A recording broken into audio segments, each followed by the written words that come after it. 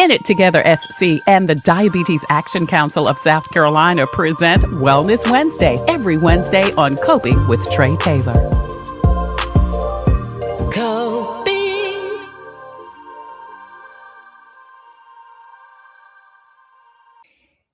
In It Together SC presents Wellness Wednesday every Wednesday on Coping. I'm Trey Taylor. Thank you so much for joining us. We're giving you info and advice to help you thrive and survive in life because we will always be coping with something.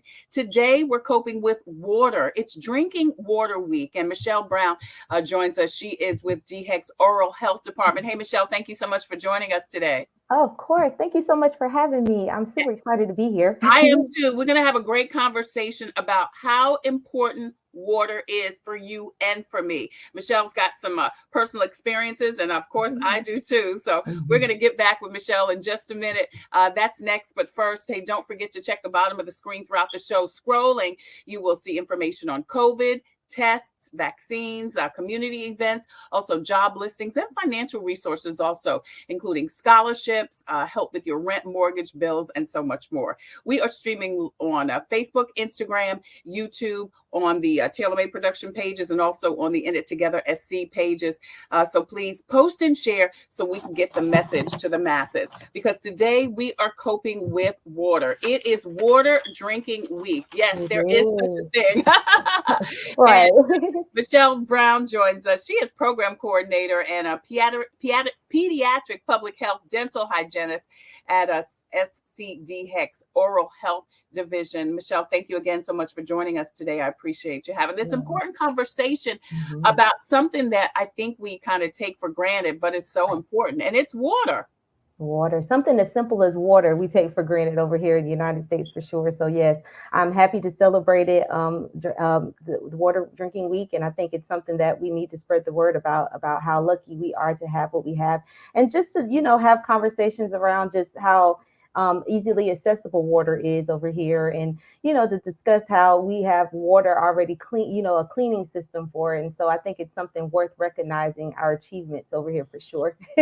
Absolutely. And so that's what Water Drinking Week is about, just kind of recognizing that we in the United States have an opportunity to have clean water, right? And the benefits. Right. Absolutely. It definitely plays a critical role. Having clean water definitely plays a critical role in your overall health and your oral health. So it's super important to highlight. I can't agree more. So you are with the DHEC's Division of Oral Health. So tell us, how does water help us orally? Oh, absolutely. So as you know, water, your mouth, let's start with the mouth. Your mouth is the portal to your whole body. And so whatever you put in your body from your mouth on, it affects your teeth, it affects your oral health. One of the biggest things that we advocate for is water drinking, because water is one of those things that rinses your teeth, keeps you healthy, keeps you strong. And if you have a strong body, then it affects your oral health as well. So a lot of times we talk about how important brushing is every day, morning and nighttime, with fluoride toothpaste. And then also we talk about flossing, but it's really important that we have water, because water really gets in between those teeth and keeps your gums healthy and keeps you healthy overall.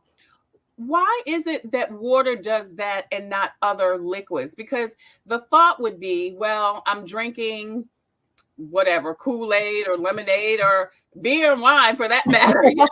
We all have it, right? Why is it that water, what is it about water that does all these things that other liquids don't do?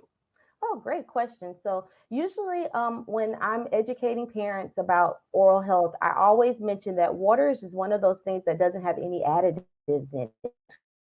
You drink tea, there's some sort of sugar in it. When you drink soda, there's some kind of sugar in it. Water is one of those things where it does not have any sugar or any additives to it that can negatively harm your oral health or your teeth. And so when you drink a great bit of soda, and you drink a large amounts of sweet tea and Gatorade, those things over time can really weaken your enamel. Once your enamel is weakened, that's where cavities can start developing. And so water is one of those things where it can rinse off your teeth after you had a great meal. It can hydrate you so that your gums are healthier and you are healthier so that your teeth can be positively impacted. Yeah, you mentioned other drinks, and I want to bring in the fact that you had a childhood, what a lot of people did with eating sweets, drinking tea. How did that affect you? Oh, it is so funny. My story is so funny. It's kind of to dentistry. So Oh, growing up, I grew up in a household that drank we consumed a lot of sweet tea and a lot of Mountain Dew and a lot of those products that have that sugary sweets in it. And so by the time I was in college, I spent a good bit of time in the dental office because I was mhm. filling cavities. I was having heavy restorative treatment done to make sure that my oral health needs were met. In the process of doing that, I fell in love with dentistry. That's I met interesting. the dentist was super kind, super nice, willing to walk me through about what it looks like to have positive oral health, and then continuously going back just for treatment because that's one of the things that those high sugar drinks have. It will definitely affect you over time. But going back into my cleanings, I would talk to the hygienist, the dental hygienist, who would actually clean your teeth, do X-rays, and go over all of your oral health education. And I fell in love with that role too. So that is ironically how I got into dentistry. I always tell people that I don't know if I set myself up. I don't know, but it really showed me the importance of not necessarily.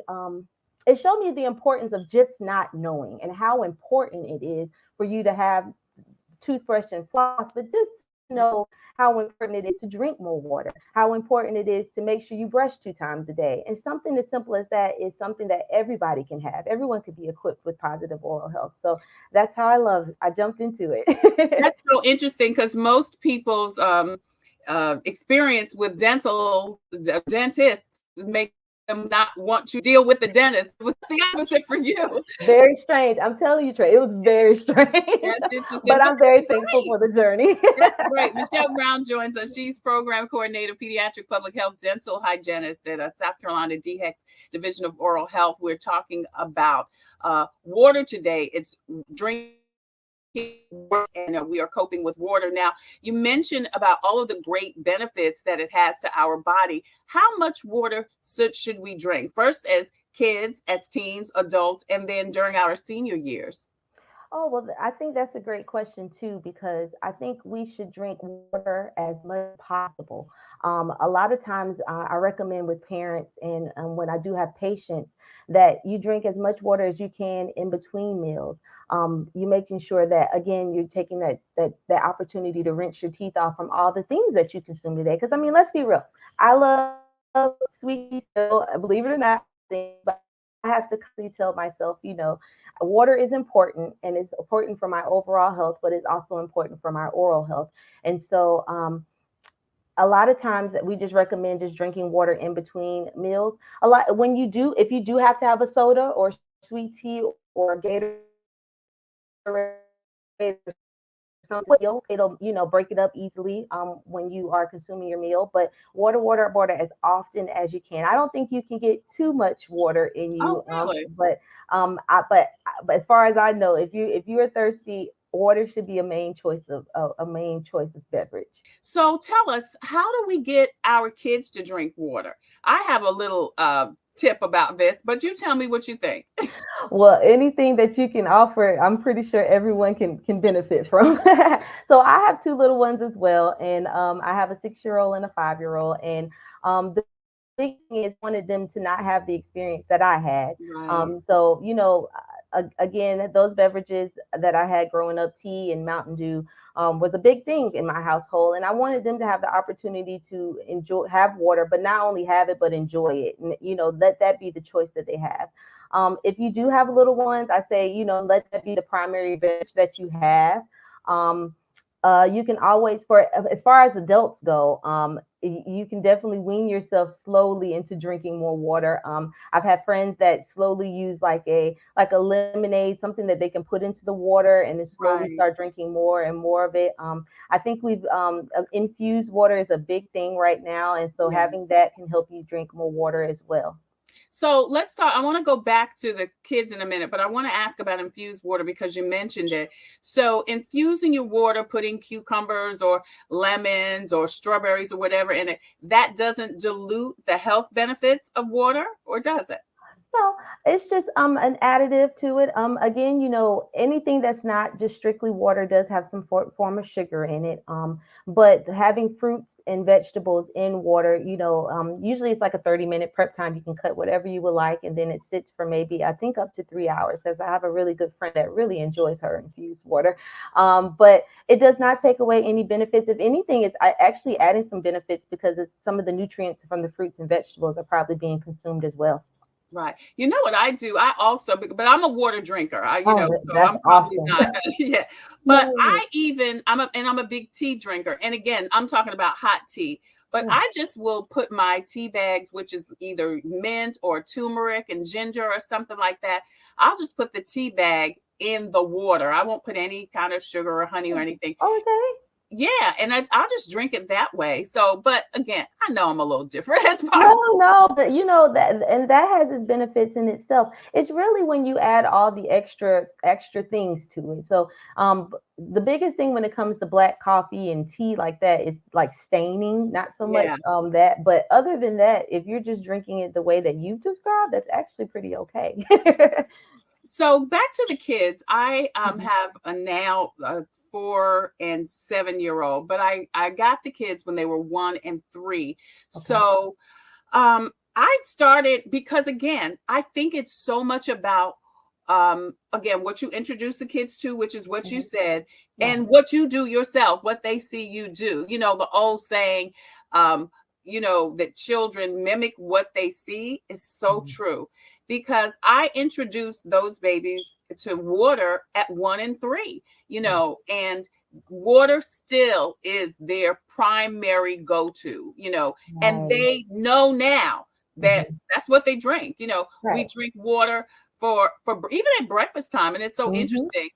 Breakfast, lunch, and dinner, water is their go-to. Now, they do drink some orange juice sometimes. I usually Mhm. do orange juice if they have a cold or whatever for the vitamin C, although they Right. do take a vitamin C supplement. Mhm. We'll drink milk sometimes, and then Mhm. and usually almond milk or Yeah. non-dairy milk. But Yeah. again, I'm a vegetarian. And also, I'll do a treat day. Like Right. yesterday, we went to the zoo, so they were giving out lemonade. I let them have some lemonade, Right. Right. but that's a treat, Right. that's a once in a thing. And but you really do have to introduce it early. Let them taste that it's okay to drink water. And Mhm. then it's a mindset too, Michelle, because now that 7-year-old is starting to see other kids drinking Capri Suns and high C and all kind of things, which are Yeah. very sugary, Sugary. you Yeah. know. And again, while I don't mind occasionally, I even said to Julius, the 7-year-old, it's okay that they're drinking that. They drink what they drink, but in our house, we This drink is water. what you drink. Yep, that's right. I Yeah. can totally agree with that. So it's so funny. Have you when you give them the lemonade, do you see them go like this, like, "Ooh, this is so sweet"? Yeah. That's the Yeah. part Yeah. that I see with my kids. If they ever get offered anything else, and I'm like, maybe you can have it today. That's fine. They're always like, "Ooh, ooh, it's too Because sweet." their palate's not used to it. That's correct. That's correct. Yes. And I Yeah. think, and I commend it. I completely agree. It's all how you said it's a matter of what they see, if they see you drinking a lot of water, they know that's the standard in the house. And then Hmm. also, having it there to consume regularly. It definitely sets a high standard for your household, for the health of their oral health in their body. So I agree. And I don't want to I do want to say this. I agree with you. If others drink Capri Suns, if others drink sweet tea, that is fine. That is what their household is. That is just fine. And it's a combination thing. So not only, we recommend drinking water, but making sure that you brush your teeth every day. Because if you brush your teeth and you floss along with drinking that water, then you can help your overall health and your oral health as well. Absolutely. We're coping with water today. It's Drinking Water Week. Michele Brown joins us. She's a program coordinator and pediatric public health dental hygienist at the DHEC Division of Oral Health. Is there a good water and a bad water? Does it matter if you drink alkaline, spring water, carbonated water, Michelle? I will say that sometimes carbonated water does add some extra bubbles to it, and that's probably an additive, but it's all about preference. Looking to see what can best benefit you and your body. If it's a question of which one could help me with my health, let's say if I have a chronic disease or something like that, that may be a question for your doctor. But as far as I know, as long as you're drinking water of some type, then you are fine, and that helps benefit. That's positive benefits to that for your body. You mentioned chronic health. Mhm. Does water help if you have diabetes, heart disease, or hypertension? Do you know? Oh, yes, absolutely. Consuming water definitely has the potential of lowering your blood sugar. Putting it in an area that is healthy for your body, lowering your blood pressure. Water definitely has some great benefits for chronic disease. Consuming it regularly definitely shows a better impact than consuming things other than that, as far as like sodas and sweet tea and things like that. So I absolutely recommend drinking water if you have a chronic disease. Awesome. Now, we talked about all of the benefits of water. What happens if your body doesn't get enough water, Michele? A lot of things can happen. That's a great question. Your body can generally shut down because it's not as hydrated as it needs to be, and so water definitely plays a major impact in keeping your body hydrated, keeping your bodily functions going. When you don't consume a lot of water, you may start to feel fatigue. You may start feeling weaker. Um, my body always have a radar in me that says, hey, you need to drink some more water. You need to drink some Hmm. more water. And I think everyone has that radar. It's just a matter of knowing what that looks like and being able to, make sure that you have what you need as far as water. Awesome. It's Drinking Water Week, and today we've been coping with the importance of water. Michele Brown, Program Mhm. Coordinator and Pediatric Public Health Dental Hygienist at SCDHEC's Division of Oral Health, has been joining us. You can see her information on the screen. If you want more information on Drinking Water Week, you can go to the DHEC website. Michele, thank you so Mhm. much for Thank joining us today. you. Thank you for all of this important information and ways that we can enjoy more water for our oral and physical health. I appreciate you, girl. Oh, thank you so much. This was wonderful. You were great. Thank you. Thank you. Thank you so much. Keep drinking that water, Please drink that water, especially in the summer hot. Drink it, drink it, especially drink in the summer. Yes, yes, it. yes, Yes, absolutely. Thanks, yes. Michele. No problem. Thank you for having me. I really do appreciate it. Thank you. So, listen, if you have a story or initiative that could help someone cope, please email booking@copingwithtreytaylor.com. If you have a product or service that could help someone cope, please email copingwithtreytaylor@gmail.com. We would love for you to be a proud sponsor, just like In It Together SC, the Comet Bus System, the South Carolina State Fair, Agape Counseling and Training Services, also Palmetto Media Connections, and Javis Financial Services. Plus, Black Pages Black Expo coming up next weekend in Columbia, South Carolina. Coming up next, we've got your devotional on coping. I'm Trey Taylor. Thanks for joining us. Hello, I'm Carolyn Sawyer, an entrepreneur and caregiver. Part of taking care of your health is knowing if you're at risk of type 2 diabetes. Prediabetes is serious and puts you at risk for developing type 2 diabetes. Up to 90% of South Carolinians who have it don't know they have it. Visit inittogethersc.org. Take an online test to find out your risk and join a diabetes prevention program. This message brought to you by the Diabetes Action Council of SC. Hey there. Thank you so much for joining us on Coping. I'm Trey Taylor. We're giving you info and advice to help you thrive and survive in life because we will always be coping with something. Hey, before I leave, I want to share this devotional with you. This is from Conversations with God. It's from Cheryl Mims Williams with Agape Counseling and Training Services in Columbia, South Carolina. This is such a great book. It includes some of her prayers, some of her diary readings, and devotionals. This one says, "Trust me, my child. I know you're having a hard time praying, studying, and focusing on me. I know you don't like the way this feels. You can't rely on your feelings." That's good. This is about knowing, being faithful, and holding on. Knowing even if you don't feel or see it. Isn't that such a wonderful reminder that God is with us always, even if we don't feel it, see it, or hear it? We've got to know it. That's what faith is all about. It's from Williams from Agape Counseling and Training Services. This is called Conversations with God. I'm Trey Taylor. Thank you so much for joining us on Coping. We're giving you info and advice to help you thrive and survive in life, because we will always be coping with something. The good thing about it is that we're never alone. Thank you so much for joining us, and I look forward to seeing you soon.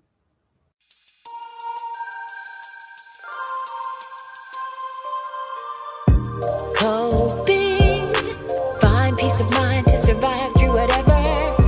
Coping, learning the way that we thrive all together. Coping, finding out what's real. Coping, we can heal, we can heal, we can heal. Coping with stress, coping with strife, bringing hope for success, for improving our life. Coping beyond hoping to do more than survive, ways to live a healthy life. Coping and promoting, learning what you can do, 6 ways to a better you. Coping, find peace of mind to survive through whatever.